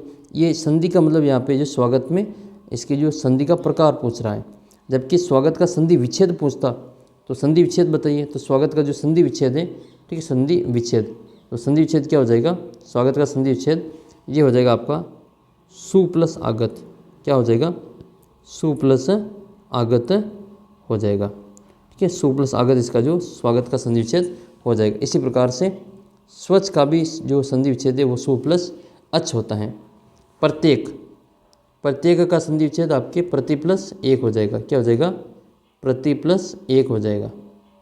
इसी प्रकार से प्रत्यक्ष, तो प्रत्यक्ष में भी जो संधि विच्छेद है वो आपका प्रति प्लस अक्ष हो जाएगा।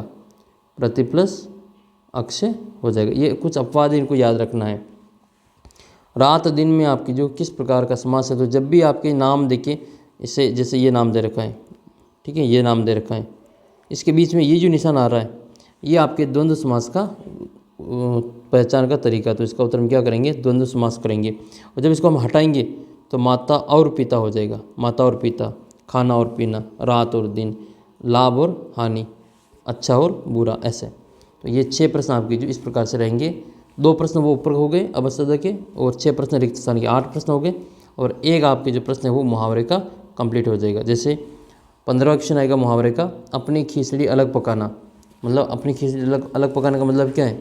अपनी जो सबसे अलग रहना, अपनी बात जो सबसे अलग रखना। पायल कक्षा में मिलजुल कर नहीं चलती हैं, वह अपनी खिचड़ी अलग ही पकाती हैं, इसलिए कक्षा में अलग थलग पड़ जाती हैं। तो ऐसा तो आपकी कक्षा में भी होता होगा। कमेंट करके बताने कि क्या ऐसा कोई बालक है जो अपनी खिचड़ी अलग ही पकाता है, वो अपनी पूरी कक्षा से अलग ही उसका जो वो काम करता है। तो ऐसे बालक का नाम कमेंट करके ज़रूर बताना कि हाँ सर, हमारी कक्षा में भी है ऐसे बालक जो अपनी खिचड़ी बिल्कुल अलग ही पकाते हैं। नेक्स्ट आपका जो पेपर है वो सेकंड मॉडल पेपर है। इसमें आपके जो पहला प्रश्न ये है कि कौन सा उदाहरण कर्मधारय समास का नहीं है। इसमें से कौन सा ऐसा है जो कर्मधारय समास का उदाहरण नहीं है। तो कर्मधारय में क्या होता है? विशेषण और विशेष्य होता है, और इसमें जो आपका उपमान उपमेय होता है, ठीक है। तो इसमें लाल मुख, तो मुख की विशेषता है वो लाल है। चरित्र सच्चरित्र है। चरण कमल, तो चरण जो है वो कमल के समान है। पथ भ्रष्ट, इनके पथ से भ्रष्ट हुआ, तो ये पथ से इनके अलग होना है, तो ये आपकी जो कर्मधारय समास में नहीं आएगा। इसका उत्तर हम ये कर लेंगे। किस विकल्प के सभी जो क्रिया से बनी भाववाचक संज्ञा है, जिसमें सभी जो क्रिया शब्द हैं वो आपके भाववाचक संज्ञा से बनी है, मतलब सभी भाववाचक संज्ञा क्रिया से बनी है। तो बुराई और बनावट, तो ये तो नहीं होगा। अच्छाई और लिखावट, ये भी नहीं होगा। पढ़ाई और लिखावट, तो पढ़ना और लिखना दोनों ही आपकी क्रिया है। पढ़ना से बना पढ़ाई और लिखना से बना लिखावट, तो ये आपका उत्तर नंबर ब हो जाएगा। फिर आपके दूसरा जो रिक्त स्थान की पूर्ति वाला प्रश्न आएगा, संरक्षण, संरक्षण, संतान, ठीक है, ये सभी आपके जो संधि पूछी जा रही है। तो संरक्षण में कौन सी संधि है? इसमें आपके जो व्यंजन संधि हो जाएगी। इसमें क्या हो जाएगा? व्यंजन संधि हो जाएगा। इसी प्रकार से आपको संसार का भी याद रखना है। संसार में भी आपके यही व्यंजन संधि है। संतान या वंश में उत्पन्न हुए व्यक्ति का बोध होता है, तो उसे हम क्या कहते हैं? अपत्यवाचक तदित प्रत्यय कहते हैं। अपत्यवाचक ये भी आपको याद रखना है। जिसमें संतान या वंश में उत्पन्न हुए व्यक्ति का बोध होता है उसको अपत्यवाचक तदित प्रत्यय कहते हैं। खुश मिजाज शब्द में आपको क्या बताना है? उपसर्ग बताना है। जिसमें आपके जो खुश उपसर्ग हो जाएगा, खुश उपसर्ग रहेगा। अरे तुमने तो अनर्थ कर दिया, वाक्य में जो आपका अवयव बताना, अवयव कौन सा है? तो इसमें आपके विस्मयादि बोधक अवयव है। कौन सा बोधक है? ये जो अरे दिखाई दे रहे हैं, अरे, आहा, आहा या छी, इस प्रकार के जाते हैं, जिसमें घृणा, सुख, आश्चर्य इनका बोध होता है, उसको हम विस्मयादि बोधक कहते हैं। तो इसमें हम क्या भरेंगे? विस्मयादि बोधक कर देंगे। तो विस्मयादि बोधक अवयव हो जाएगा, ठीक है। इसका उत्तर हम करेंगे विस्मयादि बोधक, विस्मयादि बोधक अवयव रहेगा। नेक्स्ट है, जिन क्रियाओं के व्यापार या कार्य का फल कर्ता पर न पढ़ करके कर्म पे पड़ता है, तो वह कौन सी क्रिया है? फल कहाँ पे पढ़ रहे हैं? कर्ता पे नहीं पढ़ रहा है। कहाँ पे पढ़ रहे हैं? कर्म पे पढ़ रहे हैं। तो कर्म किस में आता है? सकर्मक में आता है। तो इसमें आपके कर्म के साथ कर्म पे पड़ा, इसका मतलब क्या है, वो कर्म के साथ है, तो सकर्मक इसका उत्तर ऐसे याद कर लेना, सकर्मक क्रिया कहलाती है। नेक्स्ट है जो संज्ञा प्राणियों अथवा वस्तुओं के समूह का बोध कराते हैं। समूह तो जाति में हो जाएगा, समूह जो है वो आपके जातिवाचक संज्ञा हो जाएगी, या समुदायवाचक संज्ञा भी इसको कहते हैं। ठीक है, तो जातिवाचक लिखो, या जातिवाचक की जगह पे इसको समुदायवाचक भी लिख सकते हैं। क्या हो जाएगा, समुदायवाचक संज्ञा कहते हैं। नेक्स्ट जो क्वेश्चन है फिर आपका ये मुहावरे का है, ढाढ़स बंधाना। ढाढ़स बंधाने का मतलब क्या है, ढाढ़स बंधाने का मतलब ये होता है कि तसल्ली देना। ढाढ़स बंधाने का मतलब तसल्ली देना। तो इसका भी एक वाक्य में प्रयोग है, मंजीत की नौकरी छूट गई, अब उसे ढाढ़स बंधाने से कुछ नहीं होगा। ठीक है, यानी कि कोई फेल हो जाता है तो उसको ढाढ़स बंधाना, कोई जो कोई दुख की घड़ी आ जाए तो उसको वापस ढाढ़स बंधाना। फिर आपका नेक्स्ट है कि किस वाक्य में अनिश्चयवाचक सर्वनाम का प्रयोग हुआ है। अनिश्चय का मतलब कोई भी फिक्स नहीं है, निश्चित नहीं है। तो कोई रात में चिल्ला रहा था, अब ये निश्चित नहीं कि रात में कौन चिल्ला रहा था, तो इसमें आपके यही इसका उत्तर हो जाएगा। ठीक है, वह ये आपके सर्वनाम आपके जो पुरुषवाचक है, उन्होंने अपना काम स्वयं के, ये निजवाचक है, जिसका काम वही जाने, जिसका ये संबंधवाचक हो जाएगा। अगला प्रश्न है कि कौन सा अक प्रत्यय से नहीं बना है, इसमें से किस में अक नहीं आ रहा है। चालक, पालक, कारक और बालक, इसमें से किस में जो आपके अक प्रत्यय से बना हुआ नहीं है। तो इसमें से जो अक प्रत्यय से बना हुआ नहीं है वो आपके बालक नहीं है, बाकी कार, पालक, चालक इन सभी में अक प्रत्यय है। नेक्स्ट है वीणा पाणी पद में आपके समास बताने की कौन सा समास है। तो वीणा पाणी का मतलब क्या होता है, आपने प्रार्थना भी बोली होगी, हे शारदे माँ वाली, तो उसमें वीणा पाणी शब्द आता है। वीणा का मतलब जो वीणा एक वाद्य यंत्र है, और पानी का मतलब यहाँ पे पानी ये है, पानी नहीं है ये पानी है। तो यहाँ पर पानी का मतलब होता है हाथ। क्या होता है, हाथ, जिसके हाथ में वीणा है। तो वीणा किसके हाथ में, माँ शारदे के हाथ में, सरस्वती माता के हाथ में। तो ये तीसरा अर्थ निकाला, वीणा पानी का मतलब यहाँ पे तीसरा अर्थ निकल रहा है।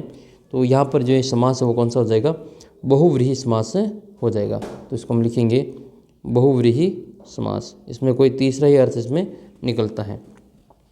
आपको कमेंट करके बताना कि जो दशानन शब्द है, दशानन शब्द है, इसमें कौन सा समास है। नेक्स्ट है आपके राम प्लस अयन, इसका जो संधि बताना है, तो राम प्लस अयन की जो संधि है वो क्या हो जाएगा, रामायण हो जाएगा। क्या हो जाएगा, रामायण हो जाएगा। नेक्स्ट है संस्कृत में कुल कितने उपसर्ग होते हैं। तो संस्कृत में कुल जो उपसर्ग है वो 22 है। ये सभी उपसर्ग तत्सम शब्दों के साथ में हिंदी में प्रयोग होते हैं। कर्म के आधार पर क्रिया के कितने भेद हैं। तो कर्म के आधार पर क्रिया के 2 भेद हैं। कर्म के आधार पर क्रिया के कितने भेद हैं, तो आपके इसमें याद रखना वो 2 भेद हैं। विशेषण का लिंग किसके अनुसार होता है। तो विशेषण का जो लिंग है वो जिसकी विशेषता बताई जाती है उसके अनुसार होता है। तो हम विशेष्य कर देते हैं, इसमें विशेष्य के अनुसार होता है। विशेष्य पुल्लिंग है तो इसमें पुल्लिंग आएगा विशेषण भी, और विशेषण अगर स्त्रीलिंग है तो उसमें विशेषण भी स्त्रीलिंग ही आएगा। वह कार्य जो अपने आप कर लेगा, वह कार्य, यह कार्य वह अपने आप कर लेगा, वाक्य में कौन सा जो सर्वनाम है। ये जो शब्द है ना अपने आप, तो ये आपके जो निजवाचक सर्वनाम का उदाहरण है। तो इसमें हम क्या करेंगे, निजवाचक सर्वनाम कर देंगे। फिर आपके आएगा एक उदाहरण के बाद में ये इसके मुहावरा। तो मुहावरा आपके जो प्रश्न है, खरा उतरना। खरा का मतलब होता है श्रेष्ठ प्रमाणित होना, खरा उतरना। तो गुरुजनों की आज्ञा पालक विद्यार्थी जीवन में खरे उतरते हैं। जो विद्यार्थी गुरुजनों की आज्ञा का पालन करते हैं वो जीवन में खरे उतरते हैं, मतलब श्रेष्ठ प्रमाणित होना। तो इस प्रकार से आपके अगला मॉडल पेपर वो भी हम इसमें देख लेते हैं। भारतीय सेना बहुत शक्तिशाली है, इसमें जो सेना है ये किस प्रकार की संज्ञा का उदाहरण है। तो सेना जो है वो आपके इसमें एक समूह का बोध करवा रही है। सेना में क्या है, सेना में आपके समूह है, तो समुदाय है पूरा, तो समूह का बोध करा रही है। तो इसमें हम क्या करेंगे, समुदायवाचक कर देंगे। ठीक है, तो ये जातिवाचक का एक प्रकार का भेद होता है, कि याद कर लेना। सेना जो आपके भीड़ समूह में जानी जाती हैं, तो इसका समुदायवाचक संज्ञा हो जाएगी।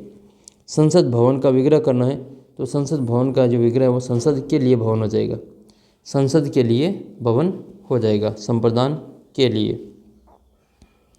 नेक्स्ट है, जिन प्रत्ययों से किसी भी गुण का बोध होता है उनको, जिन प्रत्ययों से किसी के गुणों का बोध होता है उनको कौन सा प्रत्यय कहते हैं? तो गुणों का बोध होता है इसको हम क्या कहते हैं? गुणवाचक कहते हैं। तो इसमें हम क्या लिखेंगे?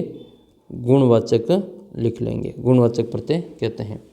यद्यपि शब्द का आपको जो संधि बतानी, इसमें किस प्रकार की संधि है, तो यद्यपि का जो संधि विच्छेद करेंगे तो वो तो आपकी हो जाएगी यदि प्लस अपि, यदि प्लस अपि। तो ये आपके जो उदाहरण है वो आपके यण संधि का उदाहरण है। कौन सी संधि का? यण संधि का उदाहरण है। आपको स्वागत का जो संधि विच्छेद कमेंट करके बताना है और उसमें कौन सी संधि है उस संधि का नाम भी बताना है। उपसर्ग वे शब्दांश जो शब्द के में जुड़कर अर्थ को बदलते हैं, तो कहाँ जुड़ते हैं? ये आरंभ में, शुरुआत में। तो ये आरंभ में जुड़ करके उसके अर्थ को बदल देंगे। एक क्रिया के समाप्त होने के बाद फिर दूसरी क्रिया का होना या पाया जाना उसको कौन सी क्रिया कहते हैं? तो उसको पूर्वकालिक क्रिया कहते हैं। कौन सी क्रिया कहते हैं? उसको पूर्वकालिक क्रिया कहते हैं। पूर्वकालिक क्रिया में क्या होता है? एक क्रिया समाप्त हो जाती है फिर दूसरी क्रिया शुरू होती है। जैसे राम पढ़कर सो गया, तो सोने से पहले राम ने पढ़ाई कर ली, पढ़ाई का काम पूरा हो गया, अब राम सो गए। तो राम पढ़कर सो गया, तो इसमें कर शब्द आता है। पूर्वकालिक का पहचान क्या है? कर आता है। खाकर, पीकर, उठकर, नाचकर, गाकर, दौड़कर, ठीक है। फिर आपके नेक्स्ट है कि तुलना की दृष्टि से विशेषण की कितनी अवस्थाएं होती है? तो तुलना की दृष्टि से विशेषण की जो है वो 3 अवस्थाएं होती हैं। कितनी अवस्थाएं होती हैं? 3 अवस्थाएं होती हैं। उत्तम, ठीक है, और श्रेष्ठतम इसके उदाहरण है इसमें।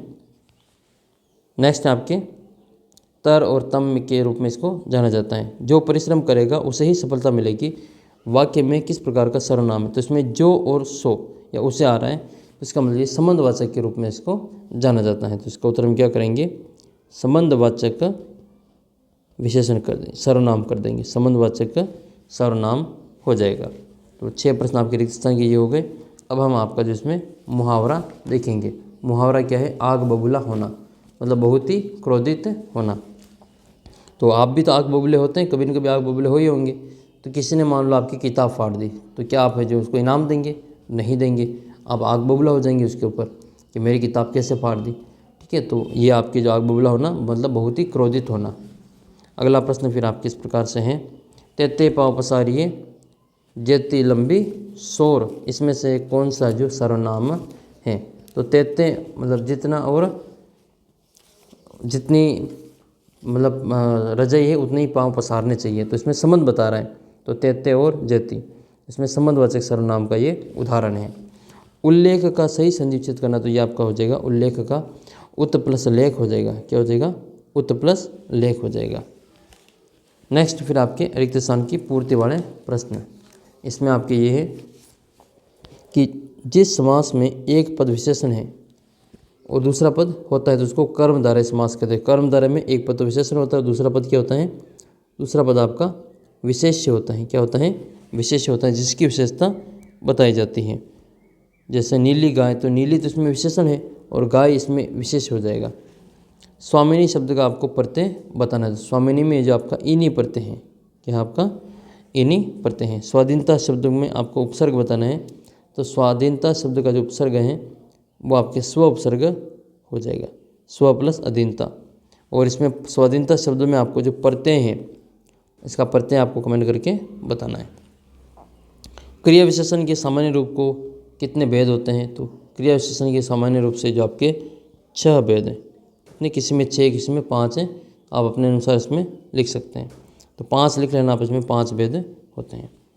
नेक्स्ट है संज्ञा सर्वनाम क्रिया अथवा अवयव शब्दों के साथ जोड़कर विशेषण बनाए जाते हैं। तो क्या जोड़कर? प्रत्यय जोड़ करके विशेषण बनाए जाते हैं। संज्ञा सर्वनाम क्रिया विशेषण अवयव शब्दों के साथ में प्रत्यय को जोड़ करके विशेषण शब्द बनाए जा सकते हैं। निखिल कक्षा छोड़कर कहाँ चला गया, वाक्य में कौन सा सर्वनाम है? तो ये प्रश्न पूछ रहे कहाँ, क्वेश्चन मार्क है। तो इसमें उत्तर क्या आएगा? आपके प्रश्नवाचक सर्वनाम आ जाएगा, प्रश्नवाचक सर्वनाम। नेक्स्ट जो आपके क्वेश्चन है वो इस प्रकार से है, लू उतारना आपको क्या करना, मुहावरे का अर्थ बताना है।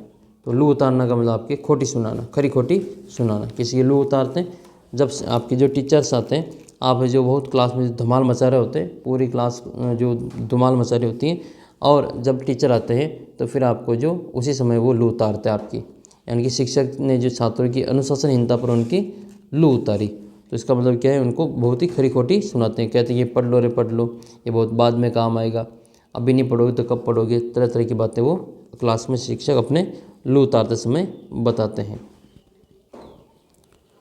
नेक्स्ट है फिर आपके राम बाजार से 4 किलो आटा लाया, इसमें कौन सा विशेषण है, इसमें यह आ रहा है 4 किलो, तो एक तो निश्चित है, किलो है तो आपकी परिमाण है, ठीक है, तो निश्चित और परिमाणवाचक, तो निश्चित परिमाणवाचक विशेषण इसका उत्तर रहेगा। राष्ट्रीय में आपको मूल शब्द और प्रत्यय बताना है, तो राष्ट्र प्लस ई हो जाएगा, राष्ट्र प्लस ई है, ये आपका जो राष्ट्रीय का उदाहरण हो जाएगा। राष्ट्र प्लस ई में ई आपके बड़ी आती हैं, ठीक है, तो ई इसमें आपके बड़ी हैं। नेक्स्ट आपके जो प्रश्न हैं वो रिक्त स्थान की पूर्ति वाले हैं। कमल नयन जो आपका शब्द है, कमल नयन, तो कमल नयन पद में आपको समास बताना, तो ये उस नयन की विशेषता वो कमल के समान है, तो ये विशेषण और विशिष्ट वाला समास कौन सा है, आपके कर्मधारय समास है, कौन सा है, कर्मधारय समास हो जाएगा। जहाँ विसर्ग का लोप होकर उस स्थान पर नया वर्ण आता है उसको कौन सी संधि कहते हैं, विसर्ग का लोप हो रहा है तो उसको विसर्ग संधि कहते हैं, क्या कहते हैं उसको, विसर्ग संधि कहते हैं। उपसर्ग विशेषण पद में जोड़ते हैं तब उसे संज्ञा या क्या बना देते हैं, क्रिया विशेषण बना देते हैं, क्रिया विशेषण बना देते हैं। जब उपसर्ग विशेषण पद से जुड़ते हैं तो उसको क्रिया विशेषण या संज्ञा बना देते हैं। जो शब्द क्रिया की स्थिति, रीति, तरीके, शैली को प्रकट करते हैं उनको हम रीतिवाचक जो है वो क्रिया विशेषण कहते हैं। तो इसका जो उत्तर आपकी क्या हो जाएगा, रीतिवाचक क्रिया विशेषण हो जाएगा। जिस वाक्य में क्रिया का प्रभाव फल कर्ता पर ही पड़ता है तो उसको हम अकर्मक क्रिया कहते हैं। कर्म पे नहीं पड़ा हो, फल कर्ता पे पड़ा तो उसको हम अकर्मक क्रिया कहते हैं। इसका उत्तर क्या हो जाएगा, अकर्मक क्रिया हो जाएगा, अकर्मक क्रिया। जिस संज्ञा शब्द से के नाम का बोध होता है उसको व्यक्तिवाचक संज्ञा कहते हैं। तो इसमें जो व्यक्ति विशेष व्यक्ति वस्तु स्थान का नाम बोध होता है तो विशेष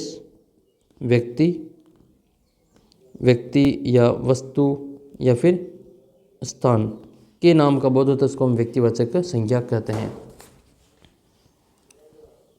नेक्स्ट फिर आपके सिर चढ़कर बोलना, इसमें आपके क्या है, जो मुहावरा है इसका आपको जो अर्थ है वो बताना है। तो जादुई प्रभाव होना, सिर चढ़कर बोलना मतलब जादुई प्रभाव होना। देशभक्तों का पर जो देशभक्ति का जो जादू है वो सिर चढ़कर बोलता है। फिर आपका नेक्स्ट है, ये है आपके सकर्मक क्रिया के उदाहरण बताना है।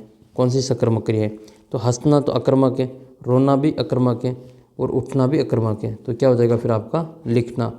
राम पत्र लिखता है तो ये सकर्मक क्रिया है। राम पत्र लिखवाता है तो ये फिर आपके जो प्रेरणार्थक क्रिया कहलाती हैं।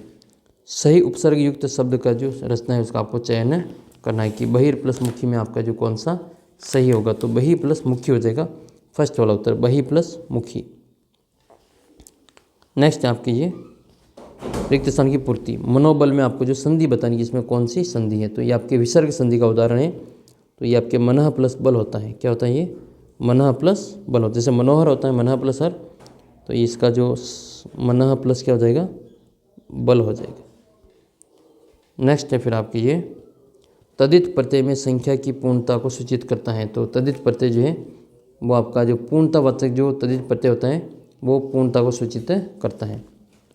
नेक्स्ट है आपके ऐसे शब्द जिनके स्वरूप में लिंग वचन काल आदि के प्रभाव में कोई परिवर्तन नहीं होता है, कोई परिवर्तन नहीं होता है या बदलाव नहीं होता है, परिवर्तन बदलाव नहीं होता है, इसको अपन अविकारी शब्द कहते हैं। विशेषण कितने प्रकार के होते हैं, तो विशेषण जो है वो 4 प्रकार के होते हैं। विशेषण है जो 4 प्रकार के होते हैं। जिस संज्ञा शब्द का प्रयोग कर्ता स्वयं के लिए प्रयुक्त करता है उसे क्या कहते हैं, उसको हम निजवाचक जो सर्वनाम है वो कहते हैं। जो खुद के लिए काम में लेते हैं उसको अपन निजवाचक सर्वनाम कहते हैं। और फिर आपके सामाजिक पदों के बीच में संबंध को स्पष्ट करना क्या कहलाता है, उसको हम समास विग्रह कहते हैं। क्या कहते हैं, इसको हम समास विग्रह कहते हैं। अगला प्रश्न आपके जो वही मुहावरे का है, रोंगटे खड़े होना। मुहावरा है आपके रोंगटे खड़े होना मतलब बहुत ही डर जाना। पुलिस द्वारा चोर के पकड़े जाने पर उसके रोंगटे खड़े हो गए।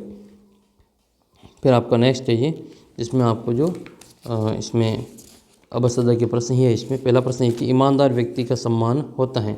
इसमें आपको बताना है कि विशेषण शब्द कौन सा है, किस शब्द में विशेषण है। तो ईमानदार जो शब्द है वो आपका विशेषण होगा। जिन प्रत्ययों से किसी भाव का बोध होता है उन्हें कौन सा प्रत्यय कहते हैं, तो इनको भाववाचक प्रत्यय कहते हैं। अगला प्रश्न है कि जिस समास में अन्य पद प्रधान हो विशेष अर्थ निकालते हैं, जैसे दशानन, आपके चतुरानन, ये सभी आपके जो बहुव्रीहि समास के उदाहरण हैं। तो इसका उत्तर हम क्या करेंगे, बहुव्रीहि समास करेंगे। व्यंजन का स्वर से या व्यंजन से योग होने पर जो संधि होती है उसको हम क्या कहते हैं, व्यंजन संधि कहते हैं। और पराक्रम शब्द में कौन सा उपसर्ग है, तो पराक्रम में आपके जो परा उपसर्ग हैं। अव्यय, अव्यय के कितने भेद हैं, तो अव्यय के जो टोटल 4 भेद हैं।